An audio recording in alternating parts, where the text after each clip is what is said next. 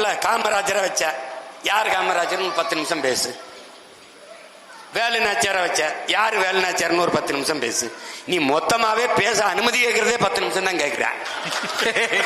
தெரியுமாடா? ஏய், திருச்சியில இந்த போராடல அதுக்கு கேட்கறத 15 நிமிஷம் தான் கேட்டிருக்காப்ல. அரசு இன்னொரு 5 நிமிஷம் பேசிக்கன்னு கொடுத்துருக்குது. இதுக்கே சனிக்கிழமை சனிக்கிழமை வரைக்கும் மனப்பாடம் பண்ணணும், நடிச்சு பார்த்து வந்து பேசணும். அடுத்த சனிக்கிழமை சனிக்கிழமை பிக் பாஸ் மாதிரி சனங்கள் வந்து விஜய் வர்றாரு. இதுல வேற வேட்டைக்கு தான் வெளியில வருவியா? நீ வேடிக்கை காட்ட வர்றவனா இருக்க. ஒரு அடிப்படை தெரியுதா உனக்கு? நீ படிச்சிருக்கீல, அடிப்படை தெரியுதா? செத்த மிருகத்தை செத்ததை திங்காத சிங்கம் இதுல இருந்தே உனக்கு தெரியல. அது எந்த காலத்திலயும் வேட்டைக்கு போகாதரா. பெண் சிங்கம் தாண்டா வேட்டையாடி கொண்டாடும், அது செத்த தாண்டா முன்னாடி கொண்டாந்து போடும், அதை தாண்டா அது திங்குது. நீ வேடிக்கை பார்க்க வர சிங்கம், வேடிக்கை பார்க்க வர சிங்கமா இல்ல, வேடிக்கை காட்ட வர சிங்கமா இருக்க. கோட்பாட்டு அளவுல தான் எதிர்க்கிறேன், உறவளவுல நீ அண்ணன் தம்பி இல்லை நம்ம பேசுறோமா, சண்டை போடுறோமா? அப்ப எதிர்க்காம எப்படி? நீ பெரிய எதிரிகளோட மண்ணு கட்டி நான் முன்னேறி போகும்போது வெறும் திரைக்கவர்ச்சி மச்சு மூடலாம் போது ஏறி வந்த ஒரு எளிய மகன் எங்க அண்ணன் கமலஹாசனை குறுக்க விட்டாங்க. அதை அடிச்சு முன்னேறி போகும்போது இவர் வர்றாரு. வரும்போது முன்னாடி நிக்கிறவன் என்ன பேசணும்? நல்லா படிக்கணும், பெற்றோர்களுக்கு நல்ல பிள்ளைகளா இருக்கணும், இந்த மது இந்த தீ பழக்கங்கள் இல்லாம இருக்கணும், ஒரு வேலையை தேடிக்கிறங்க, நமக்கு ஒரு காலம் வருது, நம்ம நல்லபடியா ஆச்சு, இப்படிலாம் பேசணும்ல. எவனாவது அவர் பேசுறத உட்கார்ந்து கேட்டு பார்த்திருக்கியாடா? தேட்டர்ல முதல் காட்சி கத்தவன்ல அதே தான். அப்புறம் ஏன எதிர்க்கிறீங்கன்னா, உனக்கு நண்பா நண்பி, எனக்கு தம்பி தங்கைகள், அவன் எதிர்காலத்துக்கு தான் நான் போராடிக்கிட்டு இருக்கேன். அவனை வந்து இப்படி விட்டுறக்கூடாதுன்னு நினைக்கிறேன். அதனாலதான் கத்துறேன். ஏய் இருப்பா, உன் வேலை இல்லப்பா, இருப்பா. நான் இங்க சண்டை போட்டுக்கிட்டு இருக்கேன்ல, குறுக்க வரும்போது வேணாடா இவன் வேற ஒரு இதுன்னா வருது, எதிர்க்க வேண்டிய தேவை எனக்கு என்ன வம்பா வருது? நான் கேட்கிற கேள்விக்கு பதில் சொல்லு. இப்போ பாரதிய ஜனதா உன் கொள்கை எதிரி, முதல்ல உன் கொள்கையை சொல்லு, அது எதிரா இருக்கா இல்லையான்னு நான் சொல்றேன். ஏடா சிரிக்கிறா? ஏன் முதல்ல உன் கொள்கையை சொல்லுப்பா. என் கொள்கை எதிரி அது இல்லடா கொள்கை. எந்தெந்த கொள்கையில் உனக்கு எதிரி அதுதான் கொள்கை. திமுக அரசியல் எதிரி, எந்தெந்த அரசியலில் முரண்படுற? அப்போ அதிமுகவின் அரசியல் உனக்கு எதிரியா இல்ல, அப்ப காங்கிரசின் கொள்கை உனக்கு எதிரியா இல்ல. அதானது. பாரதிய ஜனதாவுக்கும் காங்கிரசுக்கும் ஒரு கொள்கை மாற்று யாராவது இந்த கூட்டத்தில் சொல்லுங்க, யாராவது சொல்லுங்க பெருமக்களே. வெளியுறவுத்துறை கொள்கை, பாதுகாப்பு கொள்கை, மருத்துவ கொள்கை, கல்விக் கொள்கை, போக்குவரத்து கொள்கை, எதுலையாவது இருக்காட தம்பி? எல்லாம் சேம்.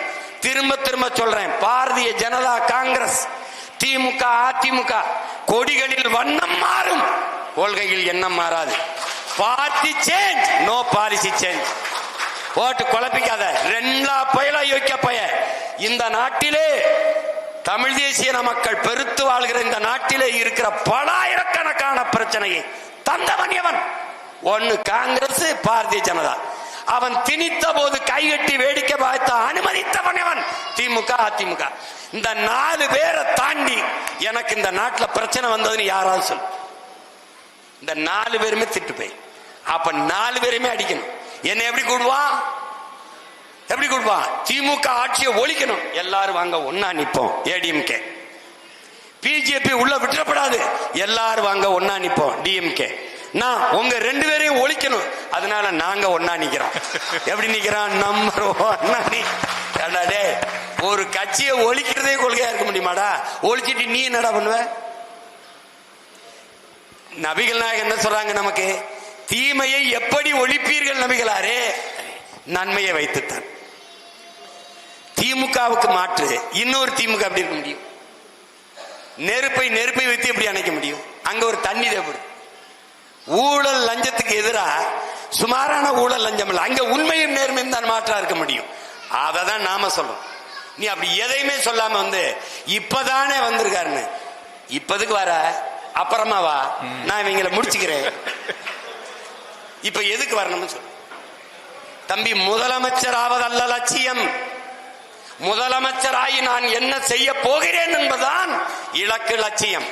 இப்ப அண்ணன் சொல்றேன்ல, எல்லாருக்கும் ஏழை பணக்காரன் தாழ்ந்தவன் உயர்ந்தவன் என்ற பாகுபாடின்றி அனைவருக்கும் சரியான சமமான தரமான கல்வி இலவசம். உலகத்தரத்திற்கு, உலகத்தரம்னா என்ன? உலகத்திலே கல்வியிலே முதலிடத்தில் இருப்பது தென்கொரியா, 2வது ஜப்பான், 3வது சிங்கப்பூர், 4வது ஹாங்காங், 5வது பின்லாந்து. இந்த 5 நாடுகளை தாண்டி ஆகச் சிறந்த கல்வியை என் நாட்டு பிள்ளைகளுக்கு நான் கொடுப்பேங்கிறேன். இது என்ன? என் லட்சியம், என் லட்சியம். ஏடா தம்பி, உலக தரத்திற்கு மருத்துவத்தை என் மக்களுக்கு கொடுப்பேன். அரசு மருத்துவமனைங்கிறது இன்னைக்கு பிணறுப்பு அறுவை மார்ச்சோரி கூட மாதிரி இருக்கு. இல்லை, நட்சத்திர விடுதி போல சிங்கப்பூர், மலேசியா, லண்டன், மற்ற நாடு, அரபு நாடுகளில் எப்படி மருத்துவமனை இருக்கோ அந்த தரத்துக்கு தூக்கிட்டு வருவேன்றேன். இது என் கனவு. படித்தவன் படிக்காதவன் அனைவருக்கும் அரசு வேலை கொடுப்பேன்.